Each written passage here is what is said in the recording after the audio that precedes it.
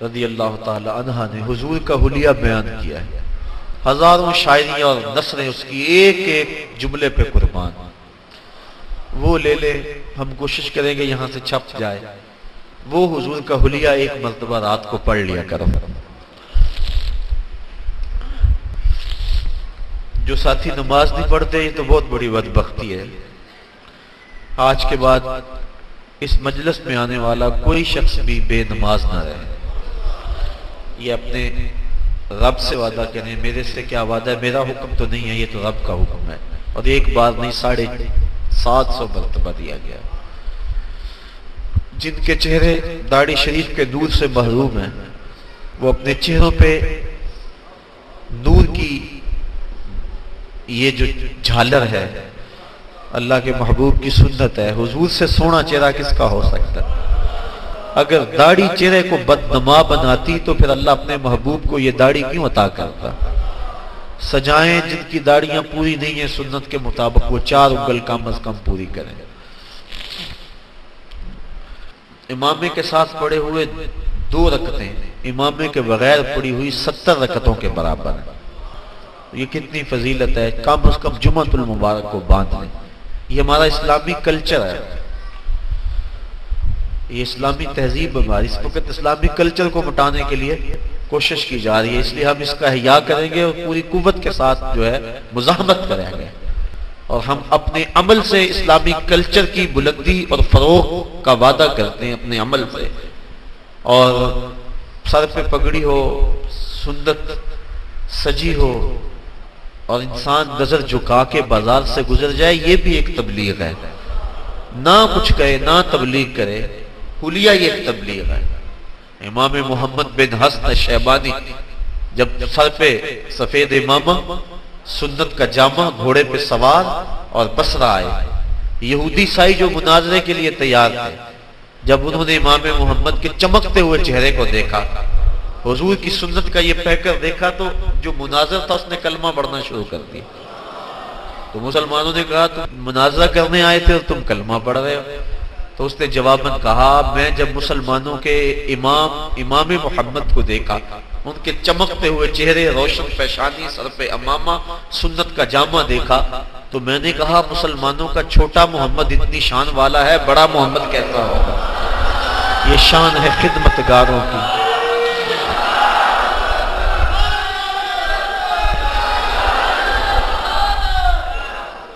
یہ شان ہے خدمتگاروں کی، سرکار کا عالم کیا ہوگا؟ کہا چھوٹا محمد اتنی شان والا ہے، بڑا محمد کیسا ہوگا؟ تو اپنے کردار کو ستھرا رکھیں، نظر کی حفاظت بہت ضروری ہے۔ اس دور میں نظریں بھٹک رہی ہیں، نظریں زنا کر رہی ہیں، خیال اور سوچیں زنا کر رہے ہیں۔ بہت بڑی مصیبت ہے جو اس دور میں ہے۔ شیطان برہنہ ناچ رہا ہے۔ میری مائیں، بہنیں اور بیٹیاں جو اس اجتماع کو سن رہی ہیں، اپنے پردے کی حفاظت اپنی جان سے زیادہ کریں۔ پردہ بوجھ نہیں ہے، پردہ آبرو کا نام ہے۔ اس برقعے کو قید خانہ نہ سمجھے، بلکہ اس برقعے کا ایک ایک تار، ایک ایک سلوٹ میری بہن تیری آبرو کی محافظ ہے، تیرے حیا کا پہرا ہے تیرا پردہ۔ تو مغرب کی ٹینو نہیں ہے، تو مشرق کی بیٹی ہے۔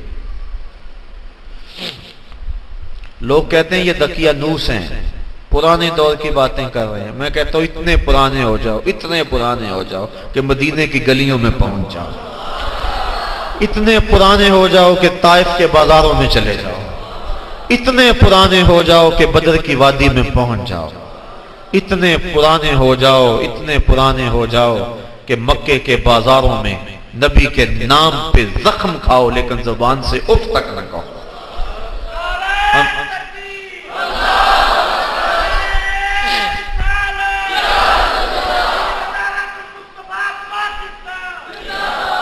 ہمیں اس دکیا نوسی پہ ناز ہے، اس دکیا نوسی پہ ناز ہے۔ تمہاری روشن خیالی تمہیں وائٹ ہاؤس تک پہنچاتی ہے، اور ہماری دکیا نوسی ہمیں محمد عربی کے حجرے تک پہنچاتی ہے۔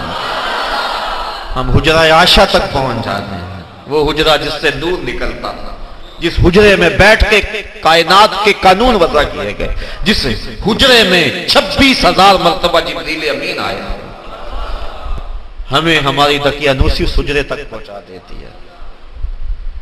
تمہاری روشن خیالی تمہیں پینٹاگون کے سرخ قالینوں تک پہنچاتی ہے، اور ہماری دقیانوسی ہمیں مسجد نبوی کے اندر کھجور کی بنی ہوئی چٹائیوں پر بٹھا دیتے ہیں۔ ہمارے لیے یہ اعزاز ہے، ہمارے لیے یہ افتخار ہے، ہمارے لیے یہ عزت کا سامان ہے، یہ تانا نہیں ہے۔ تم اگر تانا سمجھ کے دیتے ہو اور ہم تو اس کو پھول سمجھ کے جھولی میں ڈالتے ہیں۔ جے کر یار دے ناندا ملے مینا، چولی پا لئیے پشاں سٹیے نا، چولی پا لئیے پشاں تے جے کر یار دی نا دی ملے سولی، چوٹا چوٹ لئیے پشاں ہٹیے نا۔ تو آئیے میں اور آپ اپنی اسی تہذیب کو، اسی کلچر کو، اقبال بھی کہتا ہے اپنی ملت کا قیاس اقوام مغرب سے نہ کر، خاص ہے ترکیب میں تجھے قوم رسول ہاشم۔ اسی ترکیب کو، اسی کلچر اور تہذیب کو اپنے سینے سے لگائیں۔ ادارت المصطفیٰ کا ایک ایک رکن اور اپنے نام کے ساتھ مصطفی لکھنے والا ایک ایک فقیر۔ میں تو کہتا ہوں اس نام کی لاج رہ جائے، کاش کہ حشر کے دن بھی مصطفی کہہ کے پکارا جائے۔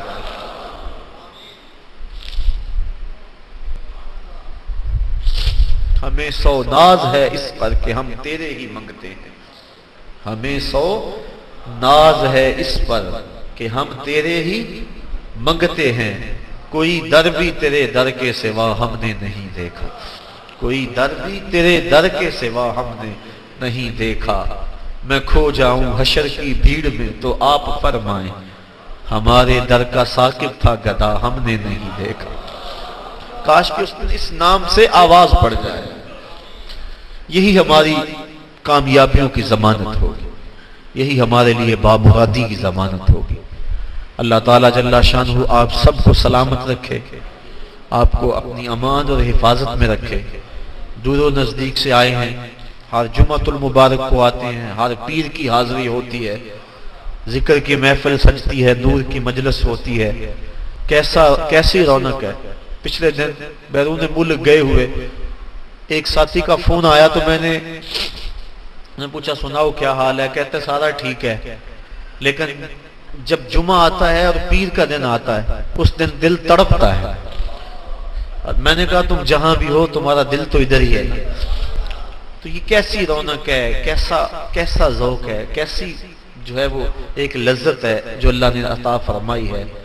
میں کدے میں آنے والوں میں کدا مت چھوڑنا، میں کدے میں آنے والوں میں کدا مت چھوڑنا، جینے مرنے کا مزہ کچھ ہے تو میں خانے میں ہے۔ زندگی کی حقیقت اس پیمانے میں ہے، ورنہ کیا ہے زندگی میں؟ جھوٹ، تجل و فریب، تکبر، بخل، ایک دوسرے کو نیچا دکھانے کی کوشش، دولت کے انبار اکٹھا کرنے کے لیے جد و جہد، تگ و تاز، کیا ہے؟ ہر وقت چغلی، غیبت۔ تو جب انسان ایسی مجالس سے دور میں آتا ہے، سر جھکا ہے اور کیا کہتا ہے؟ اللہ، کیسی کیفیت آ رہی ہوتی ہے۔ میں نے ایک روایت میں پڑھا ہے جب کوئی بندہ سالک اللہ کہتا ہے، اللہ تعالیٰ اس کی طرف نظر رحمت سے دیکھتا ہے، اور جب اللہ کسی بندے کی طرف نظر رحمت سے دیکھے اس کے 70 گناہ جل کے راکھ ہو جاتے ہیں۔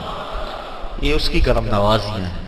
تو یہ جمعۃ المبارک، یہ پیر کا اجتماع، آنا جانا، کیسی کیفیات ہیں، کیسی لذتیں ہیں۔ اللہ آپ کو سلامت رکھے۔ ہمارے بچھڑے ہوئے پیر بھائی جو اس دنیا سے چلے گئے، آج ان کی قبریں ہماری دعاؤں کی راہیں تک رہی ہوں گی۔ نماز ظہر سے قبل قرآن خوانی ہوئی، ہمارے ان جملہ ساتھیوں کے لیے جو ہمارے اندر ان مجالس میں موجود ہوتے تھے، آج وہ موجود نہیں ہے۔ ان سب کے لیے اللہ کی بارگاہ میں بسمی میں قلب دعا کہ اللہ ان کی مغفرت فرمائے۔